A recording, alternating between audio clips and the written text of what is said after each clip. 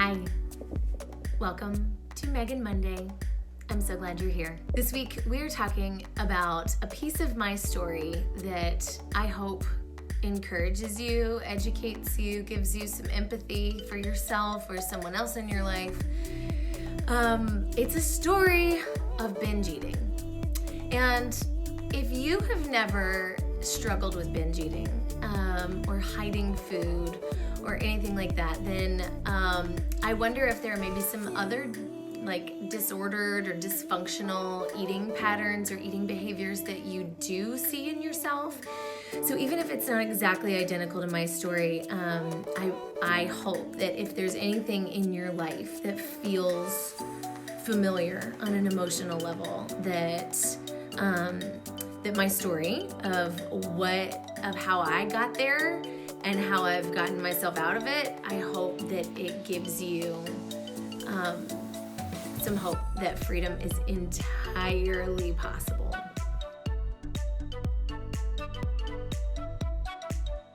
So, I will start around the year 2000. For my 19th birthday, that was actually when I met my husband. I mean, I'll back up and say that I think probably all through middle school and high school, as soon as I was aware of what my body looked like, I've probably always wanted it to be smaller than it was. I sort of feel like there's a running theme through my life of always sort of thinking I was 10 pounds overweight. I feel like my whole life I've basically wanted to lose 10 pounds. So around the summer of 2000, when I meet Eric, he lifted weights in the gym and he taught me how to do that. So when we were dating, we would go to Gold's Gym together and he taught me how to do squats and deadlifts and presses and all the traditional, bro lifts. And I loved it. I loved being with him, but I also felt very empowered. I loved lifting. I loved feeling strong. I took to it really quickly. I also, of course, thought, like most people in my life, that cardio is what we should be doing to lose weight. And if I was someone that basically always wanted to lose 10 pounds my whole life, as I look back, regardless of how small I was, then I was doing a lot of treadmill running and extra running on the weekends and 5K races, 10K races here and there, like just keep up the running because that's how you'll lose the weight, right? But I do remember around that period of time, when I did weigh myself, I know that at that period of my life, I was about 125 pounds. That number just stands out to me. And the reason why I made that commentary about kind of always wanting to lose 10 pounds, like your whole life, you kind of always wish you were like a little bit smaller. Even when you're 125 pounds in college, I mean, come on. Like I look back and I just want to shake her. But at the time it felt normal. But I have done a lot of work, a lot of journaling and just internal kind of personal development work over the years that has led me to now understand that part of that was this thing that was in the recesses of my memory that my mom had said something in passing, maybe once, maybe twice, I don't know, that she had always kind of weighed around 115 pounds, like her adult life, that was sort of her normal weight. So unbeknownst to her or me, I took that on as that is my normal weight. That's what I should weigh. And she probably wouldn't even remember saying that. And it took me a long time to uncover that was even in there and a part of all of this. So I tell you that for two reasons. And P.S., my mom is a therapist. She is completely educated in the world of raising children and the power of psychology. And she went to one of the things I most admire about her is that she never talked bad about her own body in front of me. She never went on a diet. Like I never knew her to be somebody who was unsatisfied with her body in any way. She modeled self-esteem for me in the most beautiful way, which is kind of one of the sad pieces about this story, because I didn't pick up anything from her. I didn't pick up a disdain or a need to change my body from her, the most powerful female influence in my life. I picked it up despite her. Despite her incredible parenting, I picked up somewhere along the way in this diet culture world that we live in, I was bathed so frequently in the messages and images that I should look differently, that even her stellar parenting could not save me from what was to come. And so that is convicting to me as a parent, and just as a woman, it is imperative that we talk about our bodies with utmost respect, and that we model for our children and all children that they do not need to change a thing. I will get to goals in a second. If you want to change something about yourself, that is permissible, and we will talk about that. But modeling for our children that they do not need to change themselves is so vital. Not just telling them how beautiful and valuable they are, but showing them that we think we ourselves are beautiful and valuable. That's where they're going to pick it up. So I digress. The point was that despite her stellar parenting, my mom somehow made some comment at some point in my life that I picked up that she was normally 115 pounds. And I took that on as my own should weight. Not consciously. Like, this is years later that I've uncovered this. So I tell you that because if you have a number in your head that you should weigh, that you keep trying to get back to, I implore you to do some journaling, do some therapy, do the hard work of asking yourself, why do I think that? Why do I think I should be 190 pounds, 150 pounds, 125 pounds, 150, whatever. Why do I think I should be that weight? Because I was that weight before I got pregnant, when I was in high school, when I competed at this thing. What is it? Do the hard work of asking, why do I think that? If there is a number in my head, where did it come from? And then ask yourself why again, and then why again, and then why again, like 5 or 6 times until you find a root and can determine if that is something that should really be governing your life's choices at this point. So that's the first thing. The second reason I tell you that is please do not take any of the numbers that I say on my channel or anyone else's as though they should be your own. Like, that is the lesson here.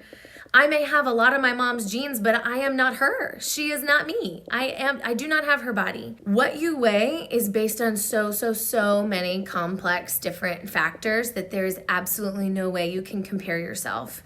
Not even to a identical twin sister. You cannot. You are completely different. So that's my second thing, is that I just implore you not to take my numbers or anyone else's numbers and take them on as though they should be your own, because you are a unique and special snowflake, my friend. Okay, so Eric and I make it through college long distance. We end up getting married in 2005, and I remember those early years of being married before kids as being very low fat and low calorie. I remember cooking a lot of shrimp and definitely chicken, very little beef, if any. I don't think I ate red meat, actually. Yeah, I think I might have had children before I ate red meat. Yeah, like just a lot of rice cakes and butter spray, and I remember like obsessively measuring tablespoons of peanut butter, like to make sure it was exactly 1 flat tablespoon. And I journaled my food a lot. I wrote it down a lot. And keep in mind, I have always had pretty high self-esteem. Like, this is not the work of somebody who is depressed or outwardly hates themselves. Like, what you see on camera is how I have always been. I am a confident person, and I always was, even at that time in my life. I just wanted to change my body, and it felt difficult. It felt like I had to keep an eye on every little thing. We of course did a lot of running. We did a half marathon, and then eventually went to Chicago and did a full marathon in 2007. That was a one and done sport for me. Thank you very much. Got my medal. And we're done here. And then in 2008, 2009, somewhere in there, one of our police officer friends introduced us to CrossFit. It was very underground at that time. So Eric and I would just do some of the workouts off of CrossFit.com. I was actually working full-time in corporate marketing in the tech sector, but I was getting increasingly interested in fitness and nutrition. And I really wanted to work with families. I wanted to teach kids about food and about strength and conditioning. And so I started looking looking for accredited programs that would teach me how to do that. And I actually found out that CrossFit at the time already had an accredited certification program where I could become a CrossFit Kids instructor. So in 2009, I became a CrossFit Level 1 coach, a CrossFit Kids certified instructor, CrossFit prenatal, CrossFit gymnastics. I got CrossFit self-defense. I got all the certifications. I just went in full bore to CrossFit and started looking for a gym where I could work part-time. I found CrossFit St. Pete, which became my first CrossFit family and my only CrossFit family. 11 years later, they still are. And we started the first CrossFit Kids program on the west coast of Florida in 2009. In that same year, I was also at a place in my life with my nutrition where I was getting tired of writing everything down and obsessing over how many ounces of orange juice I had had. And it just felt so futile to me. I remember desperately Googling one night, what were humans meant to eat? Because I believe that we were made by an intelligent and loving creator. And I just knew that the way that I was eating, the way I was approaching food was not something that an intelligent and loving creator would have designed for me to be doing it. It didn't feel nourishing at all. It felt hard and self-punishing. So I knew that there was a diet out there that humans were meant to eat, and I was determined to figure out what that was. So that Googling led me to the world of ancestral nutrition and the paleo diet, and it made so much sense to me. It was an entire field of study dedicated to the idea that hunter-gatherers were virtually free of any kind of degenerative disease. If they died of violence or an accident or something like that, but they didn't die of heart disease and cancer. The framework is based on eating foods that you could find in nature, that you could hunt or gather. So no grains, no beans. Nuts and seeds were to be properly prepared, meaning soaked or sprouted, no sugar, no processed foods, and plenty of protein and kind of on the higher fat end of things. Lots of eggs and salmon and avocado and coconut, grass-fed beef, wild-caught fish. And this paradigm made so much sense to my mindset that was looking for what does our creator want us to eat. And so the hunter-gatherer approach just hit the nail on the head for me. I also got pregnant around this time with our first child, so I had an increased incentive to treat my body incredibly well and to eat only natural foods because I was convinced that that's what was best for him and his growing development. So I had a 100% paleo pregnancy, and he was a 100% paleo baby. I think he was 2 or more before he had anything in his mouth that was not either breast milk or organic and homemade by me. And I was pretty proud of that. I was also coaching the kids and the prenatal CrossFit programs at my gym and leading paleo nutrition challenges once a quarter for all of the members of our gym. And people, their skin is clearing up and they're sleeping for the first time and they're losing fat and gaining all this energy and mental clarity. Everybody is getting better, and I just feel like I have found the holy grail of nutrition. But as I look back now, I can see that that is probably where some of the disordered eating patterns probably started to happen. Through no fault of paleos, the paradigm is good, is smart, and is supported by science. But to somebody who's coming from a diet culture mentality and is being very black and white about things, it was dangerous for me to restrict so much, because restriction is always going to snap back and lead to an overcompensation later. So I got to a place to where I really identified myself with someone who was paleo. It became part of my identity. And I did not want anyone to ever see me drinking juice or eating sugar of any kind or anything that had grains in it or peanut butter. We only ate almond butter, not peanuts, because peanuts are a legume and legumes are on the no list. So It was a few years of very black and white eating, and this is where the food hiding kind of started, because I couldn't restrict so much. I was really rebelling against those structures, and they were structures that I had placed on myself. There was no one telling me that I had to eat that way. It was something that I had latched onto and decided was how things were gonna go. So I put those structures on myself, and then I rebelled against them. It was not a healthy place. And so I would go through drive-thrus and like food that I hadn't eaten in years and did not even like, things that I thought were disgusting and I would not want anyone to ever see me eating, like Taco Bell or Dunkin' Donuts. And I would get 4 donuts and just eat them in my car by myself. And then, this is the sad part, then I would drive around and go try to find an alley with a trash can where I could throw the trash and the receipt away so Eric wouldn't know. It was completely in isolation, which is one of the best tools of the devil.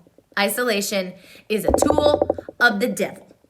So this went on for a few years where I was kind of the face of paleo nutrition, and intermittently, not all the time, but intermittently, when I'd had too much of it, I would kind of buckle under the pressure of being so perfect, and I would go binge and hide food. It obviously wasn't often enough to wreck my body too much. This is a picture of when our first kid was several months old, and this was his first Halloween. And when I look back at that body, I'm like, that girl had a young little infant baby. She looks dang good. I would love to look like that again. So I was working out really hard and eating really strong nutrition. So a few of those binges here and there didn't show on my body. No one had to know, but it felt like this dirty little secret that was eating me alive. We had another baby a couple years later, and as I look back, if I was about 125 pounds during my college fat burning running years, I imagine this time of my life when my kids were little, and I was CrossFitting and eating really strict paleo nutrition, even with some occasional binges, I was taking really good care of myself and training hard and eating well. I feel like this was about 135 pounds of body weight. That was probably my run rate. And if you've watched any of my previous videos before this one, then you know that I'm at 155 now. I nursed that second kid for 2 whole years until she decided to give it up. I was doing weekend CrossFit competitions, and I felt really healthy and lean and happy, and my skin was clear, and I slept great, and I had good energy. I just still wanted to lose those 10 pounds. I always wanted to be leaner. 2015 is kind of the year where everything really changed. At that point, I would have had a 5-year-old and a 3-year-old. Our CrossFit gym was going under new management, so the culture was really shifting there. A lot of my friends were starting to bail and find other gyms, and the vibe was just like not super fun anymore. And I had already sold my CrossFit Kids program, so I wasn't teaching kids anymore. And I just really kind of I wanted to train differently. I wanted to see what my body could do. And so I started thinking, you know what? I've been wanting to get this 10 pounds off for like so long, and I learned how to lift weights originally on a bodybuilding kind of like body parts split, like upper body, lower body, back and bis, chest and tris, shoulders, legs, and abs. So I was like, CrossFit's kind of different now. Maybe I want to take a break from that and go to a bodybuilding style, and maybe I'll do a show. So that's what I did. I signed up for a bodybuilding show in the bikini division because it's the lowest body weight. I didn't think I could get strong and lean enough to do the next class up. So I signed up for the bikini division, and I hired a coach. This is when the binging really got triggered. I was on a very strict eating plan. I was measuring. I had bought a food scale for the first time in my life. I was measuring every morsel of food that went in my mouth. And coming off of a paleo template where I was eating pretty high fat and very, very, very low carb before, now I was eating kind of like low carb and low fat and very high protein. So it was a lot of like white fish, lean pork and chicken, lots of veggies and hot sauce, and because We didn't cook it in fat, so no butter, no oil, like very low fat, very low carb, very high protein. And I was really committed to the process. I wanted to see what I could do. I wasn't eating donuts. I wasn't going through drive-thrus. I wasn't like hiding candy. Like I wasn't doing any of that really because I really wanted to do this well. But just the pressure of all of that on somebody that already struggles with binging and hiding was a lot. And so like my kids would get home from school and it would be time for an afternoon snack, and I wasn't scheduled to eat because I did 3 meals a day, breakfast, lunch, and dinner. So it was between my lunch and my dinner, I'd be doing snacks for them, and I would just feel so rebellious and I have such a strong need to like mess it all up. And so I could eat like a half a jar of almond butter or like an entire bag of craisins because I didn't have processed food in my house. So I didn't really have anything to binge on. And I was like white knuckling it enough to not go through a drive-through. But I would binge on whatever I had available. Nuts, trail mix, peanut butter. I would mash up a banana with peanut butter, like a ton of peanut butter, not the flat measured tablespoon of my past. And like I would eat a huge bowl of bananas and peanut butter. Like it sounds like these foods are like, it sounds weird to be like, oh, I binged on healthy foods, but like it was the mindset, it was the behavior was disordered. I was not eating in a healthy way. And I for sure would never have let Eric see me eating like that. So again, with the isolation, it was in secret. So this is May of 2015. A couple weeks into my program, I'm already feeling leaner, like right away. And then this is the morning of my 34th birthday. I woke up with the beginnings of some visible abs, which I had never had before, so I was pretty pumped about that. And then this is August. So we're 4 months deep now into a cut, which is way too long. I kept having to stretch it out because the binges were keeping me from being on track to do the show. I had to reschedule which show I was actually doing like 2 or 3 times. This is a photo of 9 p.m. cardio. That's after a morning session of cardio and an afternoon weight training session. So I was up to 3 a days at this point. Don't try this at home. That was in order to keep my cut on track for the show in November. This is early September. I look at these and I think I look jacked, but body dysmorphia is real.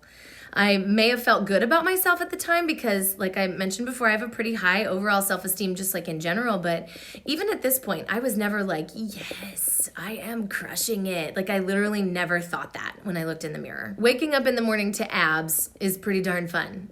I ain't gonna lie. I'd never had that before. And Eric was super proud of me. He helped make my meals and he would put the kids to bed while I was training in our garage gym. It felt good to be so committed to something and see it actually paying off. It took forever because of the binging, but eventually I got about as lean as I was gonna get and I was not pushing the show out any further. So I took the stage at 130 pounds in November of 2015. I was really proud of what I had done. I was, but the show was so not for me. I think that's all I'm gonna say about it. Really not my scene. And coming off of it, I had read about the importance of reverse dieting, which is what I'm in the process of doing now, actually. If you missed my very first Meghan Monday episode, go watch that. I explain everything about the reverse diet and how metabolism adapts and down-regulates and up-regulates. So I explain all the science of a reverse diet and why I'm doing one now in episode 1. But after that show, I still had that binge eating problem. Like, it was still there. I just kept telling myself that I would control it, that I would white knuckle it, I would go back to eating my normal healthy paleo diet, and it would be fine. It wasn't fine. Within a couple of months, I had gained about 30 pounds. It happened so fast. And it's not because I was binging on cheeseburgers and tater tots. This was just eating my normal paleo diet that I had always been eating before. But now my metabolism was slow.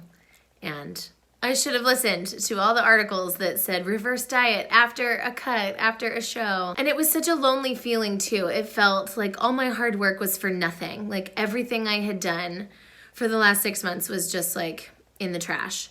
My CrossFit numbers were in the trash. My conditioning was okay because I'd been doing a lot of cardio, but like I couldn't hang in a CrossFit workout the way that I used to be able to. Strength was way down. Skills like pull-ups, toes to bar, those were trash. I wanted to go back to coaching and training CrossFit because I missed my community and the new owner was doing such a great job with the new culture and the new gym. And he wanted my help and my experience, thankfully. So I went back, but I didn't really train with the members. I would do workouts at home because I was embarrassed that my body had changed so much and that my numbers just weren't what they used to be. So it was really hard. During that bodybuilding time, I was actually a student in my holistic nutritional therapy program. I graduated as a nutritional therapy practitioner in June of 2016. And we teach so much about food quality, which is what already resonated with me and what I had already been studying since 2009. But my black and white mental approach to it was still labeling foods as good and bad. Sugar was bad, grains were bad, processed food was bad. Even though no one in my program ever used those words, certainly it was something that I was still assigning. And restriction always leads to a binge with me, or at least it used to. So it took years for me to heal that morality mindset around food, which is why I'm so passionate about teaching it now. For me, what it took was a loosening of the reins. I had to intentionally start eating foods that I would never let myself eat before and do it in front of Eric and my family and friends and in public and get it into the light. The hiding had been intertwined with binging itself. Now I am at this magical place where I will eat a donut with the sugar and the gluten and the high fructose corn syrup and the soybean oil and all the nasty stuff that they put in donuts these days. But if I really want one, I'll eat one. And I tell myself I can have one whenever I want. I just know I'll feel better if I'm hydrated and I've had some protein and probably some sort of fruit or vegetable, something with some fiber and some micronutrients in it. So if I have the donut, I do those things as well. And the thing is, because I can have one whenever I want, I so rarely want one now. I can easily not have one when they're sitting around at church, back when we used to have church and donuts. But I could easily not have one when they're sitting around all morning.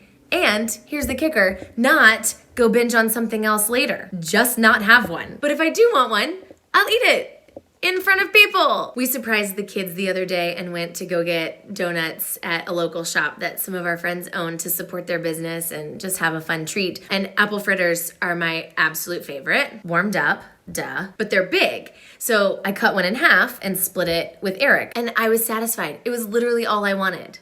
I wasn't lying to myself, and I'm not lying to you now. I was good. And it was such a moment of freedom for me, because 5 years ago, I would have said, no, I'm good.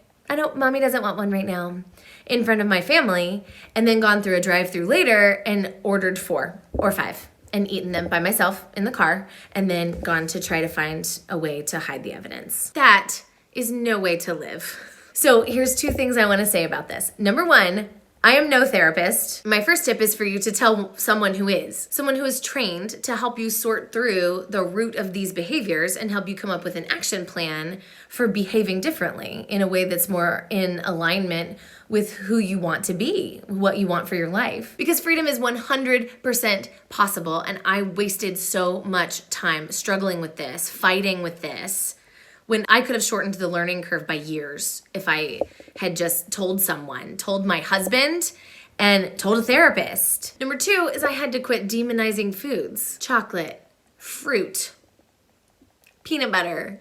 Now nothing is off limits. I did tell myself repeatedly, you can have whatever you want, whenever you want. Do you truly want it right now? If so, have it. Enjoy it, taste it, savor it, eat it with people, drink water, eat protein, and a fruit or a vegetable. And check in with yourself after a few bites.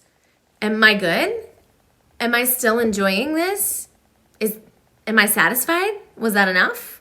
Do I want more? Do I need more? Where am I at? This process probably took me a full year of constant practice. So just know, it takes time.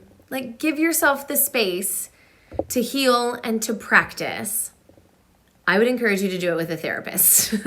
It could have gone a lot faster for me had I done that. So this stuff right here, this lived experience of mine, this story of mine, combined with my education, this is why I'm creating my digital course that launches in January. Because I have an approach that I don't see a lot in the industry. There are people that are experts in intuitive eating and finding food freedom. And there are people that are people like me, nutritional therapists, that are experts in how the body functions and how to eat and supplement and live in accordance with the signals that your body is giving you.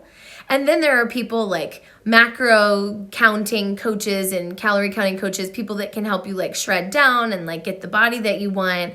And I just don't see anybody operating in all three. And that's exactly what I needed and wanted. And it's who I want to be for other people. I want you to learn how to eat intuitively, but I think you're best equipped to eat intuitively and walk in food freedom when you understand a little bit of the science and biology of how your body actually functions, why it's giving you the signals that it's giving you, why some things are so hard and why symptoms are popping up and what you can do about them and how to reverse things. But I also want you to look good. I want to look good. I don't think you're shallow or weak or not a feminist if you want to look a certain way, if you want your booty to be a little bigger, you want to see your abs. I don't think that you should compromise your health in order to do those things, but I don't think you always have to. So form. We talked about food freedom, function, form. How your body looks is also important, and you don't have to choose. You can be free from the psychological bondage of diet culture, eat in a way that supports your blood sugar and your hormonal health, and look how you want to look in your clothes and on the beach and naked and whatever. So that's how I approach the material in my course. Doors open in January, and I cannot wait for you to experience it. Make sure you head to the description and email me. My email address is in the description. Make sure you email me so I can put you on the list, and you'll get updates as it continues to develop throughout the end of the year, and you will be the first to know when the doors are open in January. As always, the best way to support this work and get it out to more women is to like the video, leave me a comment, make sure you're subscribed, and that you've hit the little bell icon so you get notifications whenever a new video is available. And thank you so much for being here. I will see you next week.